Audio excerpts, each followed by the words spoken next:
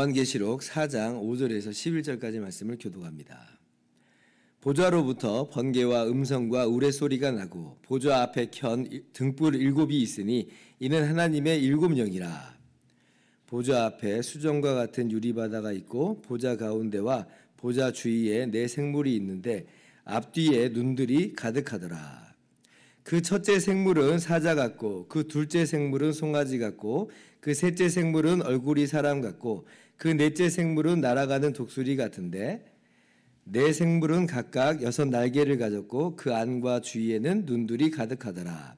그들이 밤낮 쉬지 않고 이르기를 거룩하다 거룩하다 거룩하다 주 하나님 곧 전능하신 이여 전에도 계셨고 이제도 계시고 장차 오실 이시라 하고 그 생물들이 보좌에 앉으사 세세토록 살아계시는 이에게 영광과 존귀와 감사를 돌릴 때에 24장로들이 보좌에 앉으신 이 앞에 엎드려 세세토록 살아계시는 이에게 경배하고 자기의 관을 보좌 앞에 드리며 이르되 11절 같이요.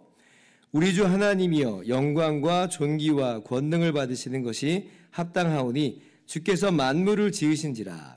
만물이 주의 뜻대로 있었고 또 지으심을 받았나이다 하더라. 아멘. 할렐루야.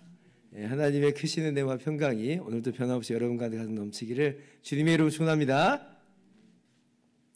네, 오늘 본문 요한계시록 4장 5절부터 11절까지 말씀은 어제에 이어서 계속 하늘 보좌 환상입니다. 하늘에 보좌가 있고 보좌 위에 앉으신 이가 있는데 그 보좌 위에 앉으신 이가 누구라고 그랬어요? 하나님이라고 그랬죠. 그러니까 즉 하나님만이 진정한 통치자 왕이시고 역사와 만물의 주관자이심을 보여주시는 바로 그러한 내용이다라고 했습니다. 자, 그리고 오늘 5절 말씀이에요. 요한계시록 4장 5절 같이 읽어봅시다. 시작. 보좌로부터 번개와 음성과 우레소리가 나고 보좌 앞에 켠 등불 7이 있으니 이는 하나님의 7영이라. 자, 이 보좌로부터 번개와 음성과 우레소리가 난다 그렇습니다. 요한계시록을 계속 보면요, 앞으로 이제 어떤 내용이 나오냐면 7 인재앙이 나오고 7 나팔재앙이 나오고 7 대접재앙이 나옵니다. 그런데 이 각각의 재앙들의 마지막 부분을 보면 항상 어떤 내용이 나오냐면 번개와 음성과 이 우레소리가 반복해서 등장을 해요. 8장 5절 11장 19절, 16장 18절을 보면 여러분이 그렇게 아실 수 있을 거예요. 자, 그러니까 여러분이 7인, 7 나팔, 7 대접의 출처가 어디라고 하는 것을 분명히 우리가 알 수가 있어요. 이 보좌로부터 지금 번개와 음성과 우레소리가 나는데 이 매 재앙 마지막마다 번개와 음성과 우레소리가 난다라고 하는 것은 그 재앙들의 출처는 다름 아니라 보좌다. 하나님께로부터 나온 것임을 분명하게 하는 하나의 장치가 됩니다. 물론 이제 뭐 그런 시그널이 굳이 언급되지 않아도 우리 이것만 봐도 이 재앙들이 하나님의 보좌로부터 나오는 것이구나, 하나님께서 이 경영하시는 것이구나라고 하는 걸 우리가 분명히 알 수가 있는데, 근데 이 번개와 음성과 우레소리를 봐도 우리가 그렇게 알 수가 있다라고 하는 거예요. 이게 무슨 얘기냐면 진정한 파워는 누구에게 있느냐 하는 것입니다. 진정한 파워가 로마 황제의 파워인가? 그렇지 않다는 거예요. 역사로 움직이고 심판하시는 진정한 파워는 하나님이세요. 하나님의 보좌로부터 이 모든 것들이 전개되어 나가잖아요. 그래서 로마 황제 말 안 들으면, 그래서 로마 황제를 숭배하지 않으면 재앙을 받는 그런 게 아닙니다. 오히려 뭐예요? 진정한 왕이신 하나님을 섬기지 않으면 그러면 재앙인 거예요. 그러면 재앙인 거예요. 우리가 정말 반드시 꼭 기억해야 되는 진리입니다. 왜냐하면 우리의 시선은 자꾸 눈에 보이는 것만 보여요. 이 세상의 보좌들만 보여요. 이 세상을 경영하는 힘들만 보입니다. 그게 진짜 보좌처럼 우리는 항상 착각을 하기 마련이에요. 근데 그렇지 않다는 걸 우리가 반드시 오늘 말씀을 통해서 확인을 하고 우리의 마음을 바꿔야 돼요. 진정한 보좌는 하늘 보좌예요. 하나님의 보좌, 하나님만이 진정한 권력이요, 파워요, 힘이라는 걸 분명히 알아야 됩니다. 자, 그런데 우리 믿는 우리에게 너무나 큰 위로는 뭐예요? 그 하나님이 우리 하나님이라는 거예요. 진정한 파워이신 그 보좌에 앉으신 하나님이 우리 아버지라는 거예요. 이게 얼마나 큰 힘과 위로가 된지 몰라요. 지금 당시 교회가 핍박 가운데 있다고 그랬잖아요. 엄청 위기 상황 가운데 있다고 그랬잖아요. 어쩌면 이대로 교회가 끝장나는 거 아닌가라고 하는 그러한 상황 속에 있다 그랬잖아요. 그런데 두려워할 필요가 없어요. 염려할 필요가 없어요. 왜냐하면 보좌에 앉으신 하나님이 역사를 주관하고 계시고 그분이 우리 하나님, 우리 아버지시다. 얼마나 복된 일인지 몰라요. 자, 그리고 계속 봅니다. 보좌 앞에 켠 7 등불이 나오는데 이제 하나님의 7 영이다 그러죠. 7이라고 하는 것은 완전수입니다. 진짜 하나님의 영이 7개다 이런 말이 아닌 거예요. 완전하신 이제 하나님의 영을 묘사를 하는데 요한계시록 1장 4절을 보면 그때 성부, 성자, 성령을 이렇게 차례대로 이제 나열하면서 찬양을 할 때 바로 똑같이 언급된 바가 있어요. 그래서 지금 보좌 앞에 켠 7 등불은 누구를 말하느냐? 아하, 성령 하나님을 말하는 거구나 라고 하는 것을 우리가 알 수가 있는 것이죠. 그래서 이게 이제 뭐 하나님의 영이 7개냐 뭐 몇 개냐 이런 얘기가 아니라 하나님의 영으로서의 완전하신 영으로서의 성령 하나님을 말한다. 자, 그리고 이제 6절을 봅니다. 6절을 보면 이제 보좌 앞에는 수정과 같은 유리바다 같은 것이 있다. 이제 그래요. 이제 이 수정과도 같은 유리바다 같은 것, 이게 이제 어떤 의미인지는 좀 불분명한데 어떤 학자들은 이 요한계시록을 보면 악의 세력이 주로 바다로 이제 대표되고 묘사가 됩니다. 그래서 이제 지금 근데 이제 바다는 바다인데 유리바다잖아요. 그래서 이것은 이 악의 세력을 제어하는 그러한 모습을 지금 보여주는 형태다 이렇게 이해를 하는 학자들이 있습니다. 의미가 있다고 좀 생각을 해요. 그러니까 바다가 악의 세력이에요. 거기로부터 막 악이 들끓습니다. 그런데 유리바다예요. 통제가 돼버린 거예요. 그러니까 지금 악이 막 관영하고 들끓고 있고 악이 승리하는 것처럼 보이지만 사실은 하나님 보좌 앞에선 통제되고 있는 거죠. 그러니까 우리가 이 악의 세력을 두려워할 필요가 없다. 뭐 아닐 수도 있는데 그 해석이 또 그럴듯해 보이더라고요.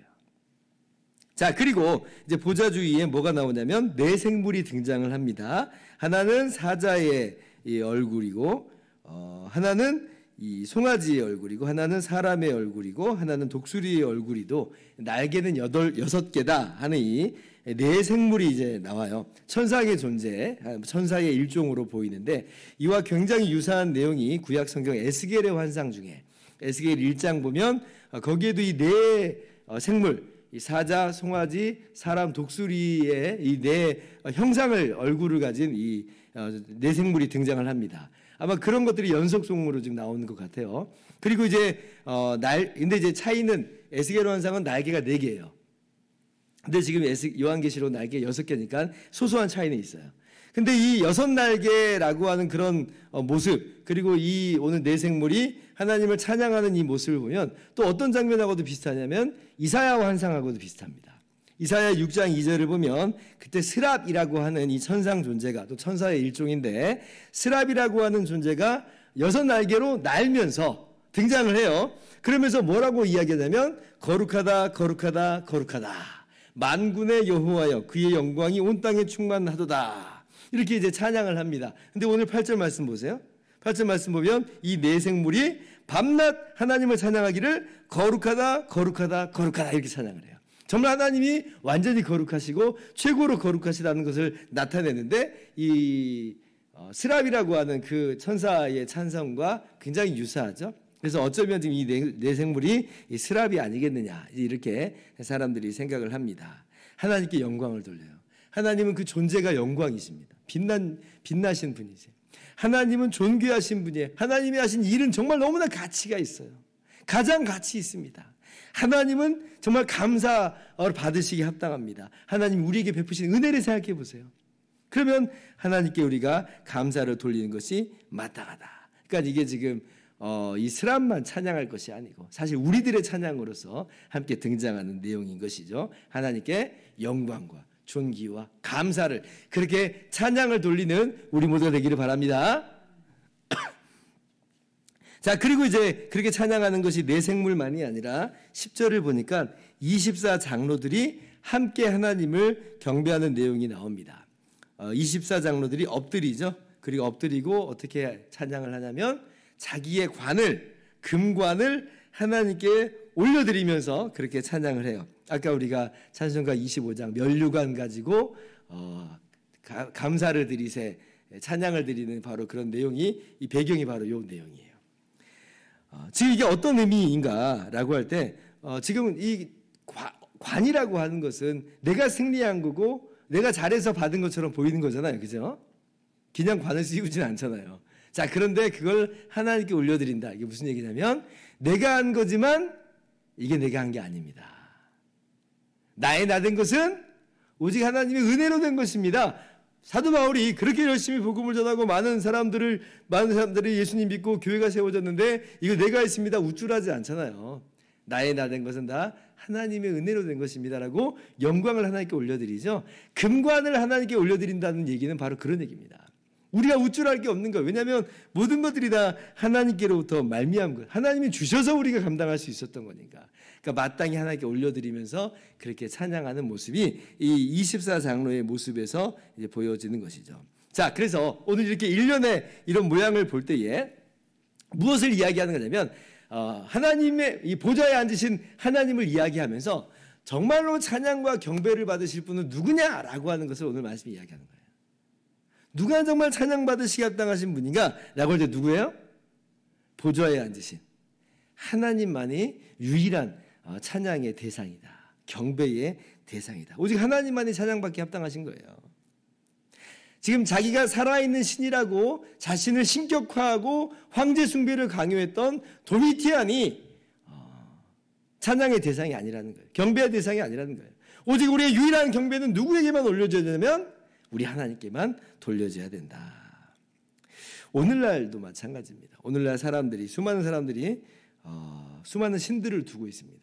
눈에 보이는 무슨 우상들을 물론이고 제가 몇 번 설교 시간에도 이야기했던 것처럼 돈을 숭배하고 외모를 숭배하고 인기를 숭배하고 명예를 숭배하고 그래요. 그것들이 나의 신이나 된 것처럼 그것을 쫓아가는 거예요. 그게 나에게 없으면 안 된다라고 하는 절박함으로 이제 그걸 따라가는 겁니다. 그게 뭐예요? 숭배예요. 나의 모든 에너지를 거기다 쏟고 있잖아요. 나를 거기다 다 쏟아붓고 있잖아요. 그게 숭배가 아니면 뭐예요? 그러니까 사람들은 오늘날도 많은 신들을 섬기고 그렇게 숭배를 하고 있는데, 근데 뭐예요? 아니라는 거예요. 아니에요. 우리의 유일한 경배를 받으실, 찬양을 받으실 분은 누구냐면 보좌에 앉으신 우리 하나님. 하나님만이 찬양과 경배를 받으시기에 합당하다는 것입니다. 그리고 우리는 그 하나님을 찬양한 사람들인 거예요. 이 네 생물과도 같이, 그리고 24장로들과도 같이 그렇게 보좌에 앉으신 하나님을 찬양하는 오늘 우리의 모습인 줄을 믿습니다. 우리는 정말 잘하고 있는 거예요. 잘하고 있는 거예요. 우리가 정말 성공적인 인생을 살고 있는 것이다.